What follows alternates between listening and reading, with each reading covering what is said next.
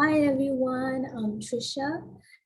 Following the theme of my first presentation, which was massive GI bleed, I thought we'd continue our discussion on GI emergencies.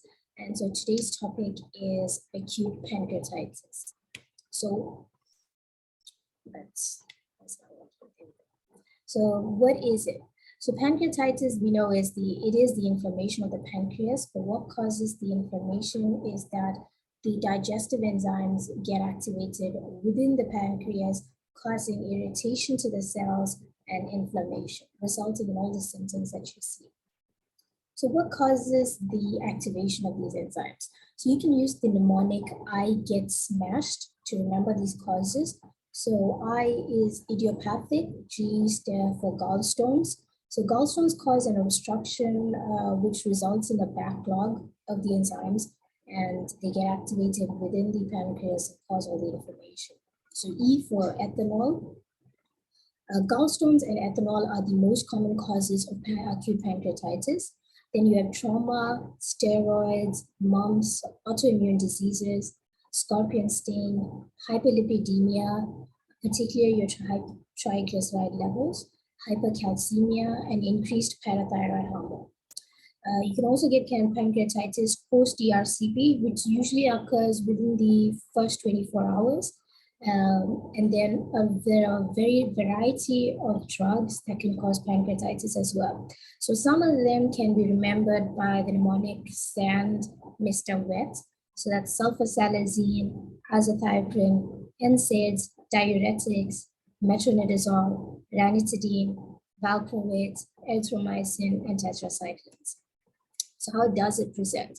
Pancreatitis classically presents with an abdominal pain that radiates to the back. It will be relieved by sitting up or leaning forward. Think of it like the pericarditis of the GI system. It's also associated with nausea, vomiting, anorexia, decreased oral intake. So on examination, you'll find epigastric tenderness, Cullen's sign, and Gray Turner's sign. You might see jaundice as well if there's common bowel duct obstruction. So Cullen's sign is discoloration around the umbilicus, and Turner's sign is discoloration in the flank. These two will be seen only in the later stages of pancreatitis when there is retroperitoneal hemorrhage. Okay, so 1 second. So what tests do you order? So you start with CBC, chemistries, and you're particularly looking for the calcium levels. CRP, just an inflammatory marker. In the LFTs, you're looking for bilirubin, AST, ALT, ALK-phos, then lipase, amylase, and triglycerides. A triglyceride level of more than 1,000 can cause pancreatitis. So which one do you pick, amylase or lipase? This is like a common topic, a discussion. So it's always best to go with lipase since it's more sensitive. It has and amylase has a much shorter T-half, which means it's less reliable if presenting later in the time course of the disease. And there can be false increase in amylase and lipase in renal failure as well. For you to diagnose someone with pancreatitis, amylase and lipase have to be 3 times the upper limit of normal. Not just increase, they need to be 3 times the upper. So that's important to remember. So apart from lab testing, what imaging do you order? So all patients in the ED start with an ultrasound because it's the least invasive, and it helps you diagnose one of the most common causes as well, which is gallbladder stones. And it's very simple to do as well. And the next test would be CT. CT is not really useful in the first 48 hours, but you can do it to rule out other causes of abdominal pain and complications of pancreatitis. So what patients require immediate CT? So they would be patients with hemodynamic instability, organ failure, patients with Ransom criteria of more than 3, bicep score of more than 3, or Apache more than 5.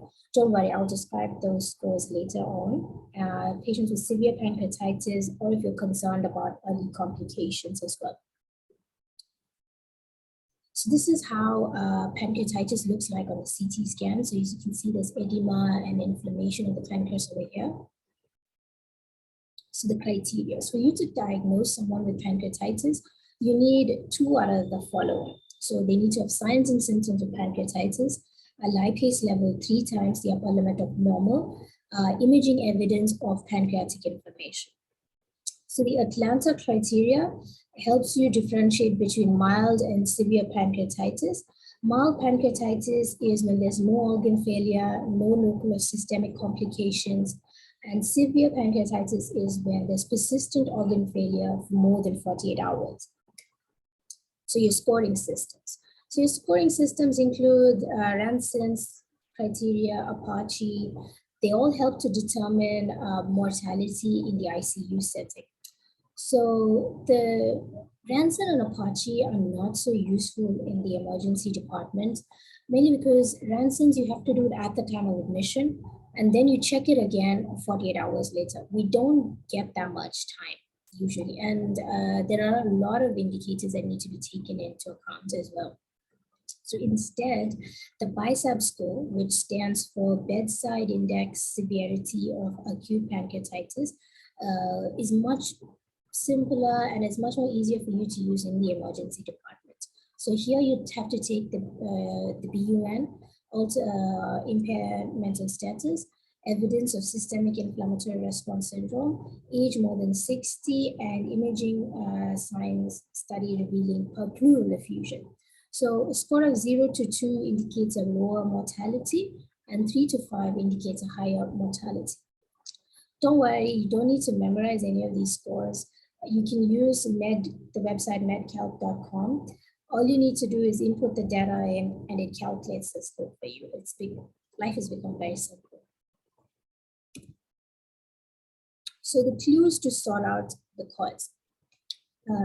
For alcoholic pancreatitis, the patient will have a diffuse gradual pain. The AST would be 2 times higher than that of the ALT.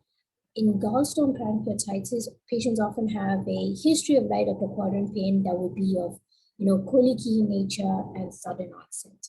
And in gallstone pancreatitis, the ALT levels are a lot more higher. If the triglyceride levels are more than 1,000 milligrams per deciliter, then you can be sure that the cause of pancreatitis is hypertriglyceridemia. So management. In management, first things, fluids. So traditionally, it was recommended that we give 250 to 500 ml per hour over 12 to 24 hours. So the problem with this was in pancreatitis, it is an inflammatory process. So there's increased capillary permeability. So your patient is already at an increased risk of third spacing of fluid. So when you give them such high volume of fluids, you are worsening this third spacing. So they noticed an increased risk of abdominal compartment syndrome and pulmonary edema. Instead, go for 2 to 4 liters of Ringer's lactate over 24 hours. Also keep in mind that don't aim for a set volume of fluids to give each patient. Instead, reevaluate their BUN, their vital signs, and base the fluids that you're going to give on that. And we don't use normal saline because there is a risk of hyperchloremic metabolic acidosis. And metabolic acidosis causes the activation of the pancreatic enzyme trypsinogen. So that's just going to worsen the pancreatitis as well. So rather give them Ringer's lactate. You can also give your patient pressors to support their blood pressure. If your patient has nausea and vomiting, give them antiemetics. For pain, most patients might require opiates, but it's important to keep in mind that there is a risk of ileus and sphincter of OD dysfunction. So instead, you can consider ketamine infusions or acetaminophen. It's best to also avoid NSAIDs because due to the risk of AKI, and pancreatitis already increases the risk of acute kidney injury. Oral intake. Initially, it was said that keep the patient well for But recent research has found that early enteral nutrition support that started within 24 hours had so much of benefits, like it improved the patient's intestinal function, decreased the rate of ileus, decreased bacterial translocation into the bloodstream, decreased risk of infected pancreatic necrosis and GI symptoms, and decreased the length of hospital stay. So give us to start your patients on early nutrition, enteral nutrition, sorry. Antibiotics. So for antibiotics, you avoid it in the first week because there is a risk of resistant organisms. Also, infectious complications are rare during the first week. So only give antibiotics if you're concerned for sepsis or if you think there might be an ascending cholangitis as well. For hypertriglyceridemia, you can give your patient gemfibrosal 600 milligram, and insulin 0.25 units per kg per hour. So insulin works by decreasing the synthesis of triglycerides and increasing metabolism. And plasma, you can also try plasmapheresis, which removes triglycerides directly out of the circulation. So systemic complications you need to watch out for. If your patient does have a history of alcohol abuse, keep an eye out for alcohol withdrawal and treat them with benzodiazepines. Also watch out for cholangitis and ARDS. So local complications can be divided based on either interstitial edematous pancreatitis and necrotizing pancreatitis and the time duration. So the complications in interstitial edematous pancreatitis are acute pancreatic fluid collection, which is fluid collection without a well-defined wall that has been there for less than 4 weeks. So the management for this is you watch and wait. It usually resolves spontaneously. A pancreatic pseudocyst is when there is a fluid collection with a well-defined wall. So, and this needs to be present for more than 4 weeks for you to make the diagnosis. And for the management of the pancreatic pseudocyst, you start out with observation. It can resolve on its own, but if it doesn't, or if the patient is presenting with symptoms, then you can opt for endoscopic drainage or percutaneous drainage. So the complications of necrotizing pancreatitis are acute necrotic collection, which is intra and or extra pancreatic necrotic collection without a well-defined wall that has been present for less than 4 weeks. For this one is where you watch and wait. Walled-off necrosis is intra and or extra pancreatic necrotic collection with a well-defined fluid wall. Here, the patient might require surgery as well. So the key points from this presentation is that is the diagnostic criteria. So you need 2 out of the 3, either epigastric pain, lipase 3 times the upper limit of normal, or an imaging finding suggesting of pancreatic inflammation. For all ED patients, start with a right upper quadrant ultrasound. If gallstones are the cause, the management is different. So don't rush to get a CT, as it is often normal in the first 48 hours. Management is supportive. Keep in mind the amount of fluids you're giving your patients. Don't give them too much, and also start early enteral nutritional support.